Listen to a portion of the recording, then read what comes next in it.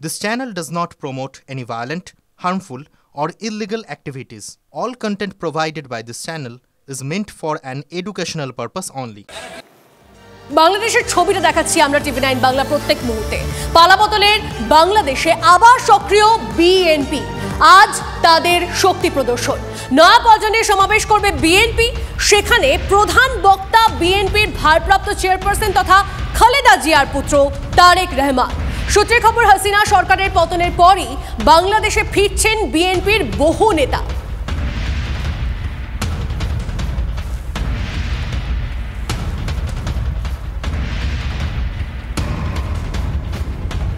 আমাদের নজর রয়েছে সীমান্তবর্তী এলাকাগুলোতে, যেখান থেকে ভারত এবং বাংলাদেশ নিজের সীমানা ভাগাভাগি করে।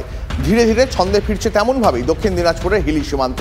শুরুতে হয়েছে পণ্য আমদানি রপ্তানি, গতকাল থেকেই শুরু হয়েছে মানুষ পারাপারও।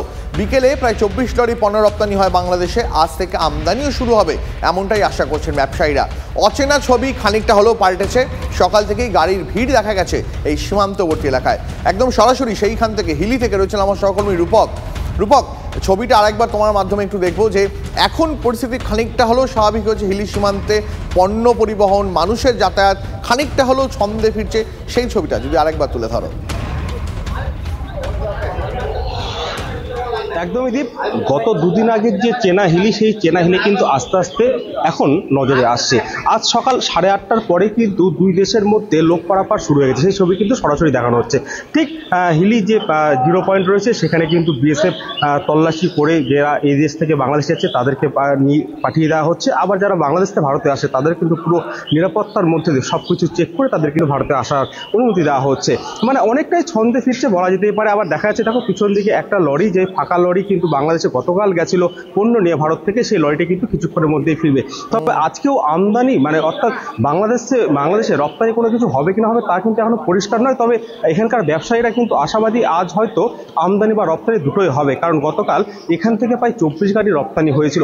এমনকি গতকাল এখান থেকে প্রায় 150 লোক পারাপার করেছিল দুই দেশের মধ্যে। তবে বিগত কয়েকদিনের তুলনায় কিন্তু গতকালের লোক সংখ্যা পারাপার হওয়ার সেটা কিন্তু অনেকটাই কম। আজকে এই সংখ্যাটা অনেকটাই বাড়বে বলেও কিন্তু আশা করা যাচ্ছে, কারণ বাংলাদেশি যারা ভারতে এসেছিল, বিভিন্ন জায়গায় এসেছিল, আজকে সকাল থেকে তারা ভিড় করে ভারতের যে অভিবাসন দপ্তর রয়েছে সেখানে সেই ভিড়টা তুমি দেখতেই পাচ্ছ যে প্রচুর বাংলাদেশি তারা ভারতে। পাশাপাশি নিরাপত্তার ছবিটা যদি আরেকবার একটু দেখাও, নিরাপত্তা বলায় কতটা বেষ্টনী সুরক্ষা রয়েছে সেটা যদি একবার দেখাও। একদম এখানে দেখো যে বিএসএফরা মোতায়েন রয়েছে একদম শুরু থেকে। একদম বিএসএফ এর যারা নিরাপত্তা রক্ষী রয়েছে তারা কিন্তু সবটাই দেখছে।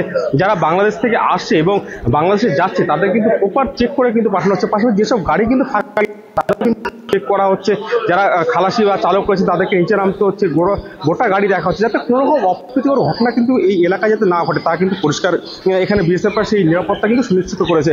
এদিকে কিন্তু ঠিক হিলির ওপারে কিন্তু বাংলাদেশের রেলপথ রয়েছে। বিগত বেশ কিছুদিন ধরে কিন্তু এই রেলপথে কোনো রেল চলাচল করছে না, সেটা কিন্তু এখন পরিষ্কার একদম বোঝা যাচ্ছে এবং সুনির্দিষ্ট কিন্তু এখানে নিরাপত্তার ব্যবস্থা রয়েছে। পাশাপাশি অনেক ধন্যবাদ তোমাকে, যে ছবিটা তুমি দেখাচ্ছিলে তার মাধ্যমে আরো একবার হিলি সীমান্তের ঠিক ছবিটা কেমন তা আমরা বুঝতে পারলাম। অনেক ধন্যবাদ।